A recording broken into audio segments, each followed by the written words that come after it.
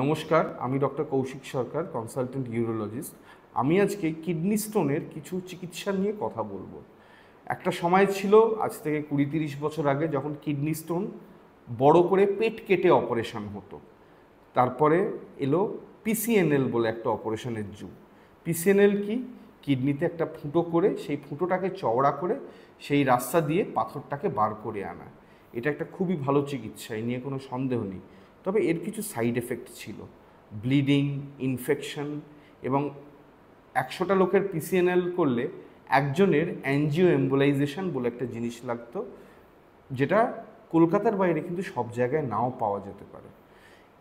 এরপরে এখন যে সার্জারিটা নিয়ে আমরা সবাই খুবই উৎসাহিত এবং যেটা এখন আমরা রেগুলারলি করছি, ফল ভালো পাচ্ছি, অপারেশনটার নাম হচ্ছে RIRS বা রেট্রোগ্রেড ইন্ট্রারিনাল সার্জারি।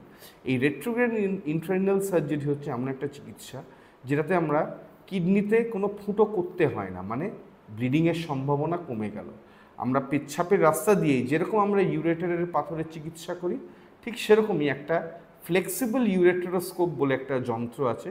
সেই ফ্লেক্সিবল ইউরেট্রোস্কোপ দিয়ে আমরা পেচ্ছাপের রাস্তা দিয়ে সোজা কিডনিতে পৌঁছে যাই, পাথরটাকে গুঁড়ো গুঁড়ো করে ভেঙে দিই এবং অপারেশনের পরে একটা স্টেন্ট পুড়িয়ে রাখা হয়। এই গুঁড়ো গুঁড়ো পাথরগুলো যখন ইউরিনের সাথে ভেঙে বেরিয়ে আসে, তারপরে আমরা স্টেন্টটা বার করে দিই আমরা। এই অপারেশনটা এখন খুবই পপুলার হচ্ছে। অপারেশনটা কিন্তু নতুন নয়, পুরনো অপারেশন, মানে ধরুন আজ থেকে 10-15 বছর আগেও অপারেশনটা করা হতো। এখন এটা আরও প্রমিনেন্স পেয়েছে একটাই কারণে। তার কারণটা হচ্ছে যে যন্ত্র দিয়ে এই অপারেশনটা করা হয়, এটার নাম হচ্ছে একটা ফ্লেক্সিবল ইউরেট্রোস্কোপ। এই যন্ত্রগুলো আগে যেগুলো ছিল খুব ভারী এবং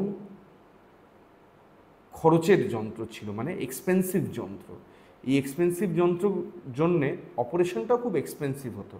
এখন নতুন ডিজিটাল স্কোপ এসে গেছে, সিঙ্গল ইউজ স্কোপ এসে গেছে, যেগুলো অত্যন্ত হালকা হয় এবং যার ফলে এদের খরচগুলোও যেহেতু কম, আমরা এই অপারেশনটা এখন আগের থেকে অনেক কম খরচে করতে পারছি এবং পেশেন্টদের অফার করতে পারছি এই চিকিৎসা।